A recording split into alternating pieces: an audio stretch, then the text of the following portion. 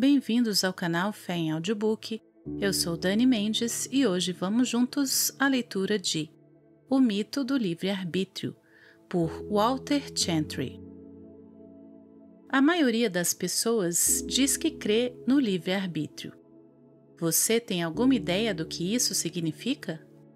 Acredito que você achará grande quantidade de superstição sobre este assunto. A vontade é louvada como o grande poder da alma humana, que é completamente livre para dirigir nossa vida. Mas do que ela é livre? E qual é o seu poder? O mito da liberdade circunstancial. Ninguém nega que o homem tem vontade, ou seja, a capacidade de escolher o que ele quer dizer, fazer e pensar. Mas você já refletiu sobre a profunda fraqueza de sua vontade? Embora você tenha a habilidade de fazer uma decisão, você não tem o poder de realizar seu propósito. A vontade pode planejar um curso de ação, mas não tem nenhum poder de executar sua intenção. Os irmãos de José o odiavam, venderam-no para ser um escravo, mas Deus usou as ações deles para torná-lo governador sobre eles. Escolheram seu curso de ação para fazer mal a José, mas, em seu poder, Deus dirigiu os acontecimentos para o bem de José. Ele disse: "Vós, na verdade, intentaste o mal contra mim, porém Deus o tornou em bem." Gênesis 50, 20.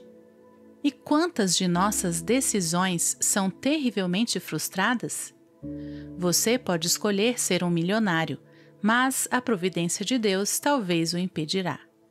Você pode decidir ser um erudito, mas a saúde ruim, um lar instável ou a falta de condições financeiras podem frustrar sua vontade. Você escolhe sair de férias, mas, em vez disso, um acidente de automóvel pode enviar-lhe para o hospital. Por dizer que sua vontade é livre, certamente não queremos dizer que isso determina o curso de sua vida. Você não escolheu a doença, a tristeza, a guerra e a pobreza que o tem privado de felicidade. Você não escolheu ter inimigos. Se a vontade do homem é tão poderosa, por que não escolhemos viver sem cessar? Mas você tem de morrer. Os principais fatores que moldam a sua vida não se devem à sua vontade. Você não seleciona sua posição social, sua cor, sua inteligência, etc. Qualquer reflexão séria sobre a sua própria experiência produzirá esta conclusão: o coração do homem traça o seu caminho, mas o Senhor lhe dirige os passos. Provérbios 16, 9. Em vez de exaltar a vontade humana, devemos humildemente louvar o Senhor, cujos propósitos moldam a nossa vida. Como Jeremias confessou: "Eu sei ao Senhor que não cabe ao homem determinar o seu caminho, nem ao que caminha o dirigir os seus passos." Jeremias 10, 23. Sim, você pode escolher o que quer e pode planejar o que fará, mas a sua vontade não é livre para realizar qualquer coisa contrária aos propósitos de Deus.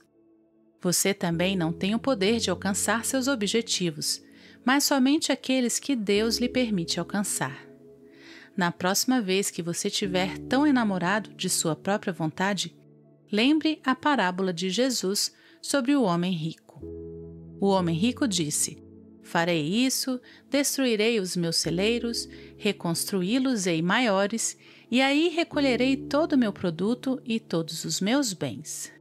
Mas Deus lhes disse: "Louco, esta noite te pedirão a tua alma." Lucas 12, 18 a 21. Ele era livre para planejar, mas não para realizar. O mesmo acontece com você. O mito da liberdade ética. A liberdade da vontade é citada como um fator importante em tomar decisões morais. Diz-se que a vontade do homem é livre para escolher entre o bem e o mal. Novamente temos de perguntar: do que ela é livre? E o que a vontade do homem é livre para escolher? A vontade do homem é o seu poder de escolher entre alternativas. Sua vontade decide realmente suas ações dentre várias opções. Você tem a capacidade de dirigir seus próprios pensamentos, palavras e atos. Suas decisões não são formadas por uma força exterior, e sim dentro de você mesmo. Nenhum homem é compelido a agir em contrário à sua vontade, nem forçado a dizer o que ele não quer dizer. Sua vontade guia suas ações. Isso não significa que o poder de decidir é livre de todas as influências. Você faz escolhas baseado em seu entendimento, seus sentimentos, nas coisas de que gosta e de que não gosta e em seus apetites. Em outras palavras, a sua vontade não é livre de você mesmo. As suas escolhas são determinadas por seu caráter básico. A vontade não é independente de sua natureza, e sim escrava dela. Suas escolhas não moldam seu caráter, mas seu caráter guia suas escolhas. A vontade é bastante parcial ao que você sabe, sente, ama e deseja. Você sempre escolhe com base em sua disposição, de acordo com a condição de seu coração. É por essa razão que a sua vontade não é livre para fazer o bem. Sua vontade é serva de seu coração, e seu coração é mau. Viu o Senhor que a maldade do homem se havia multiplicado na terra e que era continuamente mau todo o desígnio de seu coração. Gênesis 6:5. Não há quem faça o bem, não há nenhum sequer. Romanos 3:12. Nenhum poder força o homem a pecar em contrário à sua vontade. Os descendentes de Adão são tão maus que sempre escolhem o mal. Suas decisões são moldadas pelo seu entendimento. E a Bíblia diz sobre todos os homens: antes se tornaram nulos em seus próprios raciocínios, obscurecendo-se-lhes o coração insensato. Romanos 1:21. O homem só pode ser justo quando deseja ter comunhão com Deus, mas não há quem busque a Deus. Romanos 3:11. Seus desejos anelam pelo pecado, e por isso você não pode escolher a Deus. Escolher o bem é contrário à natureza humana. Se você escolher obedecer a Deus, isso será resultado de compulsão externa.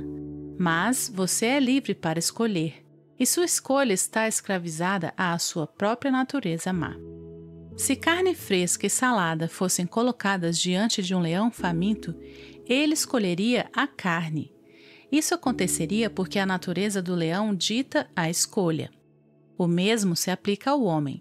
A vontade do homem é livre de força exterior, mas não é livre das inclinações da natureza humana. E essas inclinações são contra Deus. O poder de decisão do homem é livre para escolher o que o coração humano dita. Portanto, não há possibilidade de um homem escolher agradar a Deus sem a obra anterior da graça divina. O que muitas pessoas querem expressar quando usam o termo livre-arbítrio é a ideia de que o homem é, por natureza, neutro e por isso capaz de escolher o bem ou o mal.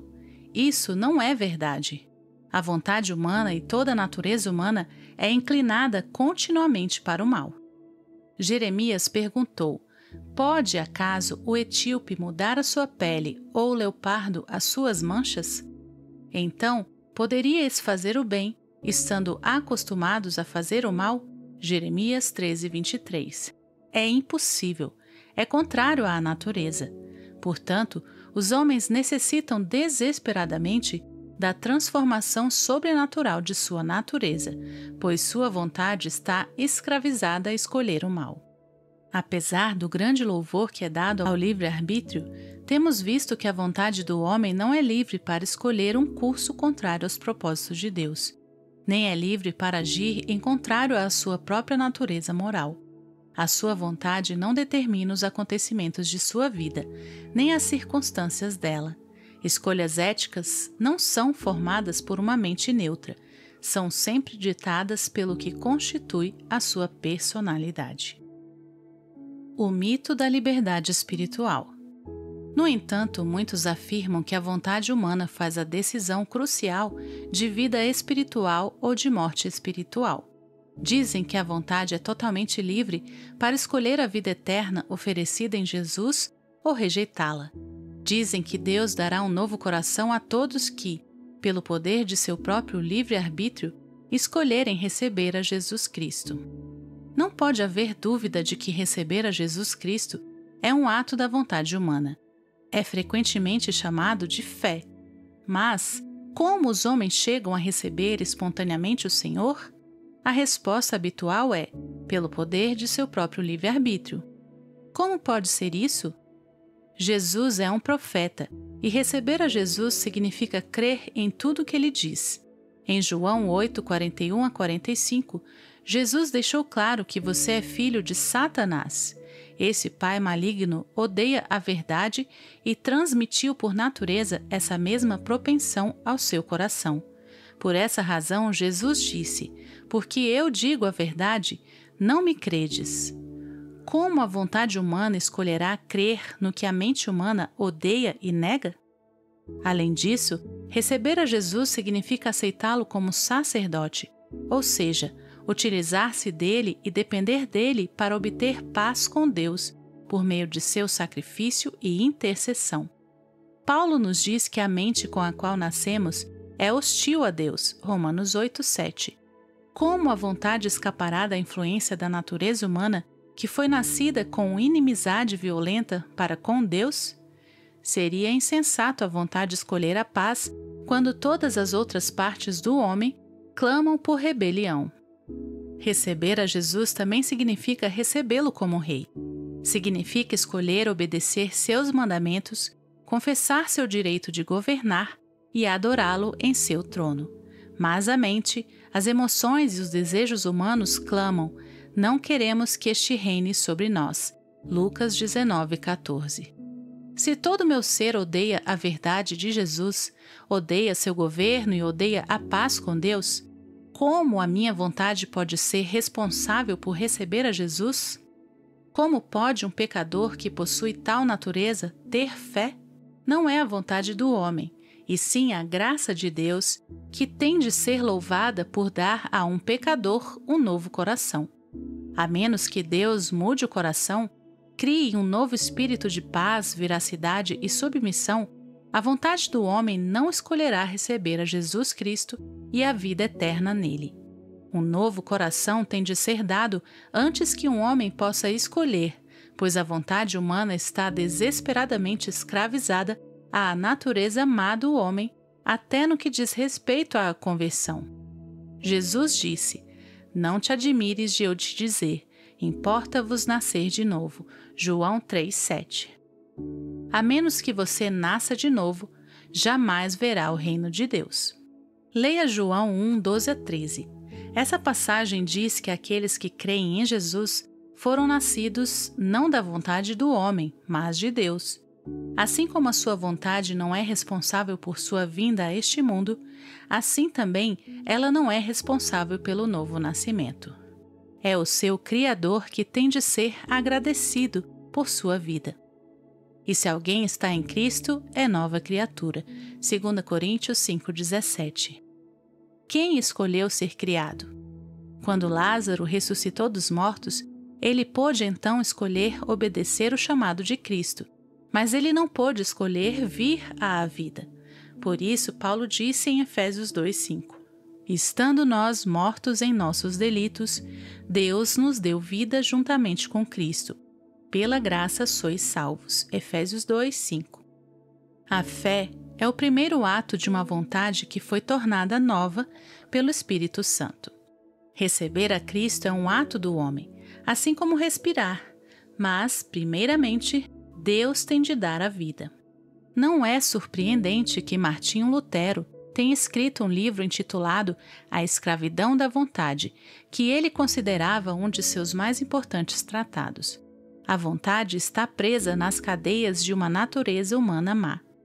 Você que exalta com grande força o livre-arbítrio está se agarrando a uma raiz de orgulho. O homem caído no pecado é totalmente incapaz e desamparado. A vontade do homem não oferece qualquer esperança. Foi a vontade ao escolher o fruto proibido que nos colocou em miséria. Somente a poderosa graça de Deus oferece livramento. Entregue-se à misericórdia de Deus para a sua salvação. peça ao Espírito de graça que crie um espírito novo em você. Amém. Que o Senhor te abençoe. Até a nossa próxima leitura.